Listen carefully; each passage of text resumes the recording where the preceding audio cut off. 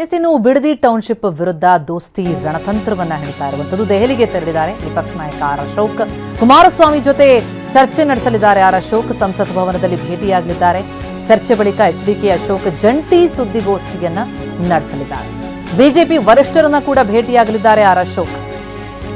Bidadi township ವಿಚಾರ ವಿಪಕ್ಷಗಳು ಅದನ್ನ ಬಹಳ ಪ್ರಬಲ ಅಸ್ತ್ರವನ್ನಾಗಿಸಿಕೊಂಡಿವೆ. ಸರ್ಕಾರದ ವಿರುದ್ಧ ಕೆಂಡ ಕಾರ್ತಾ ಇವೆ. ಈಗ ರಣತಂತ್ರವನ್ನ ಹೆಣೆಯೋದಕ್ಕೆ ದೆಹಲಿಗೆ ತೆರಳಿದ್ದಾರೆ ವಿಪಕ್ಷ ನಾಯಕ ಅಶೋಕ್.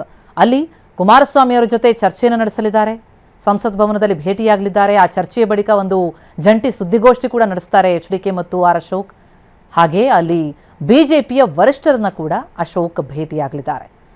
ಬಿಡದಿ ಭಾಗದ ಹಲವು ರೈತರು ಈ ಟೌನ್ಶಿಪ್ ಯೋಜನೆಗೆ ವಿರೋಧವನ್ನು ವ್ಯಕ್ತಪಡಿಸಿ ಬಹಳ ಪ್ರಬಲವಾದಂತಹ ಹೋರಾಟವನ್ನು ನಡೆಸಿದ್ರು. ಆ ಹೋರಾಟಕ್ಕೆ ಬೆಂಬಲವಾಗಿ ವಿಪಕ್ಷ ಬಿಜೆಪಿ ಮತ್ತು ಜೆಡಿಎಸ್ ಬಲವಾಗಿ ನಿಂತಿತ್ತು. ಜೊತೆಗೆ ಸರ್ಕಾರದ ವಿರುದ್ಧ ಆಕ್ರೋಶವನ್ನು ಕೂಡ ವ್ಯಕ್ತಪಡಿಸಿದ್ರು. ರೈತರ ಹಿತ ಕಾಯುವಂತಹ ಯೋಜನೆ ಆಗಬೇಕು, ಅದಕ್ಕೆ ಅವರಿಗೆ ಸಮಸ್ಯೆಗಳನ್ನು ತಂದೊಡ್ರೆ ನಾವು ಸುಮ್ಮನಿರಲ್ಲ ಎನ್ನುವ ಆಕ್ರೋಶವಂತ ಮಾತುಗಳನ್ನಾಡಿದ್ರು. ಇದರ ಬೆನ್ನಲ್ಲೇ ಈಗ ಮುಂದಿನ ಹಾದಿ ಬಿಡದಿ ಟೌನ್ಶಿಪ್ ವಿರೋಧಿಸಿ ಜೆಡಿಎಸ್ ಪಾದಯಾತ್ರೆ ಆಗಸ್ಟ್ 9ರಿಂದ 11ರವರೆಗೆ 3 ದಿನಗಳ ಪಾದಯಾತ್ರೆ ನಡೆಯಲಿದೆ. ಈ ಬಗ್ಗೆ ಇವತ್ತು ಜೆಡಿಎಸ್ ಕಚೇರಿಯಲ್ಲಿ ಪೂರ್ವಭಾವಿ ಸಭೆ.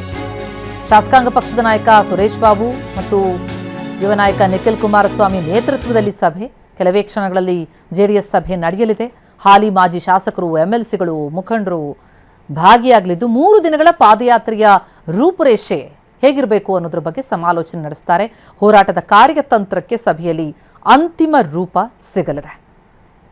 ಬಿಜೆಪಿ ಜೆಡಿಎಸ್ ಇಬ್ಬರೂ ಕೂಡ ಪ್ರತ್ಯೇಕವಾಗಿ ಈ ಬಗ್ಗೆ ಹೋರಾಟಗಳನ್ನು ನಡೆಸಿದ್ದನ್ನು ನೋಡಿದ್ವಿ. ಈಗ ಒಂದು ಕಡೆ ಆರ್ ಅಶೋಕ್ ದೆಹಲಿಗೆ ಹೋಗಿದ್ದಾರೆ. ಅಲ್ಲಿ ಚರ್ಚೆ ನಡೆಸಿ ಒಂದು ಜಂಟಿ ಸುದ್ದಿಗೋಷ್ಠಿ ಕೂಡ ನಡೆಸಲಿದ್ದಾರೆ. ಈ ಮಧ್ಯೆ ಜೆಡಿಎಸ್ ಕೂಡ ಹೋರಾಟದ ಕಾರ್ಯತಂತ್ರವನ್ನು ರೂಪಿಸೋದಕ್ಕೆ, ಪಾದಯಾತ್ರೆಗೆ ರೂಪುರೇಷೆಗಳನ್ನು ಮಾಡೋದಕ್ಕಾಗಿ ಒಂದು ಸಭೆಯನ್ನು ನಡೆಸಲಿದೆ.